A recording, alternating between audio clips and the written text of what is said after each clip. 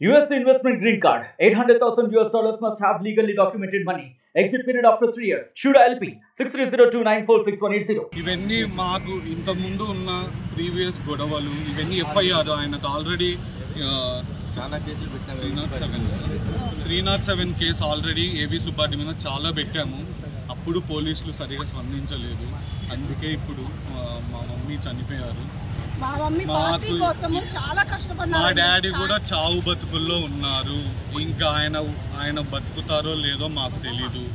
మా మమ్మీ చనిపోయిన విషయం కూడా మా డాడీకి తెలియదు. ఖచ్చితంగా ఏవి సుబ్బారెడ్డిని పార్టీలో నుంచి సస్పెండ్ చేయాలి, అరెస్ట్ చేయాలి. మాకు న్యాయం జరిగేంత వరకు పోరాడతాం, ఎక్కడికైనా వెళ్తాం, ఏదైనా చేస్తాం. మాకు న్యాయం జరగాలి. 2-3 సార్లు కలిసామండి, పెద్దగా స్పందించడం లేదు అసలు. మా దాంట్లో కేవలం వీళ్ళు తెలుగుదేశంలో ఉండి వాళ్ళు తెలుగుదేశంలో ఉండడం వల్లనే మాకు న్యాయం జరగడం లేదండి. ఈయన ముద్దాయి కాబట్టి మీరు పార్టీ నుంచి సస్పెండ్ చేస్తే ఎంక్వైరీ చేస్తారు. మా కేసు సిబిఐకి అప్పగించండి. ఈయన పాత్ర ఉంటే అది బయటపడుతుంది కదా. ఎందుకు చేయట్లేదు అది నేను అడుగుతున్నా. ఎందుకు చెయ్యట్లేదు? ఎఫ్ఐఆర్ రాసిన తర్వాత ఎందుకు ఎంక్వైరీ కూడా లేదు? ఆయనేమో యుఎస్ లో హ్యాపీగా ఎంజాయ్ చేస్తున్నాడు. వాళ్ళ కొడుకుని కూడా అరెస్ట్ చేయలేదు. మాకు ప్రాణహాని ఉంది. దానికి ఏంటి? మాకు గవర్నమెంట్ మాకు సమాధానం చెప్పాలి. మాకు ఖచ్చితంగా ఇలా అయితే మమ్మల్ని కూడా చంపేస్తారు, దాంట్లో డౌటే లేదు. అయినా అన్ని ఎఫ్ఐఆర్ ఉండి ఆయన యుఎస్కి ఎలా వెళ్ళాడండి? మొన్ననే నిఖిల్ మర్డర్ కేసు జరిగింది, దానికి ఆల్రెడీ 307 ఉంటుంది. అయినా ఎట్లా వస్తుంది వాళ్ళకి? పోవడానికి ఛాన్సే ఉండదు అసలు. ఎస్పీ గారు సమాధానం చెప్పాలి మాకు దీని గురించి. ఆల్రెడీ ఏవి సుబ్బారెడ్డికి నోటీస్ ఇచ్చారు యుఎస్ పోకుండా. ఎలా వెళ్ళారనేది నాకు అర్థం అవ్వట్లేదు. అది ఎస్పీ గారు ప్రమేయం ఉందా? అది క్యాన్సల్ చేసి వాళ్ళు ఏమన్నా చేశారా? అది ఎలా వెళ్ళారో కూడా నాకు అర్థం అవ్వట్లేదు. మా బాబాయ్ మీద కూడా ఇంతకు ముందు అటెంప్ట్ మర్డర్ జరిగిందండి, ఆయన చేశాడు. ఇది మా బాబాయ్ మీద ఒక అటాక్ చేశారు. ఇప్పుడు మళ్ళీ మా మమ్మీని చంపేశారు, ఏవి సుబ్బారెడ్డి అండ్ రుపిని దేవి. ఇప్పుడు మళ్ళీ మా మీద కూడా అటాక్ చేస్తారు, దాంట్లో డౌట్ లేదు. ఆయనేమో ఎక్కడో యుఎస్లో ఉంటాడు, అక్కడి నుంచి చేపిస్తూ ఉంటాడు ప్రతి ఒక్క పని. ఇప్పుడు వెంటనే ఇప్పుడు సేమ్ పార్టీ ఉన్నందుకు ఆయన టీడీపీ కాబట్టి ఏవి సుబ్బారెడ్డి, అందుకే మాకు భూమా అఖిల దగ్గర నుంచి మాకు సహకరించట్లేదు. సో ఏవి సుబ్బారెడ్డిని వెంటనే పార్టీ నుంచి తొలగించాలి, సస్పెండ్ చేయాలి. ఆయనకు వెంటనే సస్పెండ్ చేసి ఆయనను అరెస్ట్ చేయాలి. ఈ కుట్రలో ఆయనదే మొత్తం భాగం ఉంది. మొత్తం ఆయననే మా బాబాయ్ వాళ్ళని మ్యానిపులేట్ చేసి చంపించాడు. అది అందరికీ తెలుసు. మా అమ్మ ఈ పార్టీ కోసం లీడర్గా చాలా కష్టపడింది. అదే ఈ చుట్టుపక్కల ఉన్న వాళ్ళు ఎవరిని అడిగినా చెప్తారు. ఇప్పుడేమో అసలు పార్టీనే పట్టించుకోవట్లేదు. మా అమ్మ ఇంత కష్టపడింది ఎందుకు? ఏదానికి? ఏవి సుబ్బారెడ్డి ఏమో ఇక పట్టుకోమని చెప్తేమో పోలీసులేమో ఏం పట్టించుకోవట్లేదు. అసలు మేము ఈ న్యాయ పోరాటం అంతా మేము చేసేది ఇప్పుడు ఎట్లయినా మేము వదిలేస్తే ఏవి సుబ్బారెడ్డి మా ఇద్దరిని కూడా చంపేశారు. మా నాన్న చావు బతుకుల్లో ఉన్నాడు. దానికి ఎవరు సమాధానం చెప్పేది? మాకు ప్రభుత్వం ఉందా లేదా? మా అమ్మ టీడీపీ కోసం చాలా కష్టపడింది. అది మీరు ఎవరినన్నా అడగని చెప్తారు. మేము అందుకే ఈ ధర్నా మేము స్టార్ట్ చేసింది. అందుకే మాకు జస్టిస్ జరగాలి. ఎట్టి పరిస్థితుల్లో మాకు ఏవిని పార్టీ నుంచి సస్పెండ్ చేయాలి, అరెస్ట్ చేయాలి. మా కేసు సిబిఐకి అప్పచెప్పాలి. లోకేష్ గారు, చంద్రబాబు నాయుడు గారు ఎక్కడున్నా మాకు మీరు హెల్ప్ చేయాలి, స్పందించాలి. ఇది మాకు ఏవి గారికి ఎప్పటి నుంచో జరుగుతున్న ఈ గొడవలు. ఆల్రెడీ చాలా అటెంప్ట్ చేశారు. ఇంకా మమ్మల్ని కూడా చంపేంత వరకు తీసుకొస్తారా? చెప్పండి, ఇక్కడే చచ్చిపోతాం నేను మా అక్క. ఇంకా మళ్ళీ మీరు ఆయన వచ్చి చంపేంత వరకు ఎందుకు? మేము ఇక్కడే చచ్చిపోతాం కావాలంటే. మాకు స్పందించాలి. మా అమ్మది మామూలు హత్య కాదు.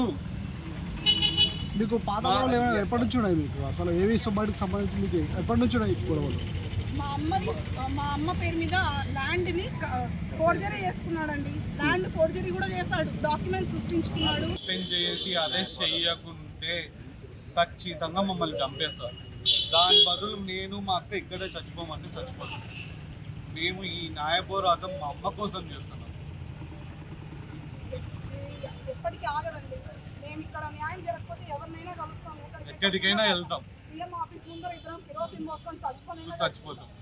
మాకు మా అమ్మకి జరగాలంటే ఫస్ట్ ఏవి సుబ్బారెడ్డి గారిని అరెస్ట్ చేయాలి. వాడు అరెస్ట్ అయితేనే ఏ దానికైనా సొల్యూషన్ దొరుకుతుంది. సిబిఐకి అప్పగిస్తే మీరు కేసు, వాళ్ళైతే గట్టిగా ఎంక్వైరీ చేసి వాడిని అయితే బయటికి తీసుకొస్తారు. వీళ్ళ వల్ల అయితే అయితలేదండి. కనీసం లోపల ఉన్న సీసీ ఫుటేజ్ తెచ్చుకోలేకపోతున్నారు ఆలగడ్డ పోలీసులు. ఇప్పుడు తెచ్చుకున్నారు బాబాయ్, 2-3 రోజుల నుంచి అసలు సీసీ ఫుటేజ్ ఉంటే వాడు సీసీ కెమెరా ఆఫ్ చేస్తున్నాడంట. అది మేము స్టేట్మెంట్ ఇచ్చినాక పోలీసు వాళ్ళు పోయి తెచ్చుకున్నారు. మేము అదే బయట మీడియాకు పెట్టాం. వాడిని మాత్రం అసలు వదిలేదే లేదండి. ఎంత దూరమైన మా ప్రాణాలైనా ఇస్తాం కానీ వాడిని మాత్రం వదలం. మాకు మా అమ్మకు మాత్రం న్యాయం అయితే ఖచ్చితంగా జరగాల. మాకు వాడి సస్పెండ్ కావాలా, ఎంత దూరమైన పోతాం దీనికి. మా అమ్మకు మాత్రం న్యాయం అయితే జరగాల ఖచ్చితంగా. సహకరించలేదు. ఆమె కోసం మా అమ్మ ఎంత పని చేసిందో మాకు తెలుసు. పార్టీ కోసం, ఆమె కోసం మాకు ఎక్కడ న్యాయం జరుగుతుంది. అసలు నాకు తెలిసి ఏవి సుబ్బారెడ్డిని మీరు పార్టీ నుంచి సస్పెండ్ చేయాలి, అరెస్ట్ చేయాలి. అప్పుడే మాకు న్యాయం జరుగుద్ది. మీరు అర్థం చేసుకోవాలి, డిపార్ట్మెంటు అనేది కాదు సమస్య. ఎక్కడొస్తుంది? ఈ ఊర్లో గూండాలను, పోలీసు వాళ్ళని అట్ట చేసిన రౌడీలను పేర్లు పెట్టి తీసుకొచ్చి ఊర్లలో విచ్చలవిడిగా తీస్తూ ఇంటి ముందర ఆయన ఇంటికి ఏం జరగకుండా ప్రొటెక్షను, ఇంటి పక్కనే మహిళను హత్య చేస్తారు. ఎందుకు? ఆమె టీడీపీలో తిరిగినందుకు. ఏంటి ఈ సిస్టము? దీనికి ఎండు లేదా? ప్రభుత్వం రానంతసేపు టీడీపీలో మేము ఏదైనా చర్య తీసుకుంటామో, మేము ఎవరికి అన్యాయం జరగము, ప్రజలు చాలా మంచి మెజార్టీ ఇచ్చారు, మేము అందరికీ న్యాయం చేస్తాము అంటున్నారు. ఎవరికి న్యాయం చేస్తున్నారు? ఈ అఖిల వాళ్ళది ఏవి సుబ్బారెడ్డి వర్గపోరులో తీసుకుపోయి మమ్మల్ని ఇరికిచ్చి లాస్ట్కు పాపం డిపార్ట్మెంట్ చేయాలి ఏదో సూచనగా చేసి ఇదండి వాళ్ళని పట్టుకున్నామని వెళ్ళిపోతారు. గొడవలో చంపుతుంటాడు. మేము మొన్న కూడా అదే ప్రెస్ మీట్లో చెప్పినది. దీనికి ఒక్క ఎండు లేదండి. వాళ్ళు ఏం లేదా, బోండా ఉన్నాడు, అక్కడికి పోతారు, వాళ్ళ కోడలు ఉంది, కాదుకుంటానే ఏదో చెప్పించుకుంటారు, ఆ నుంచి అయిపోతానే అయిపోయాక సబ్సిడీ అయిపోతుంది.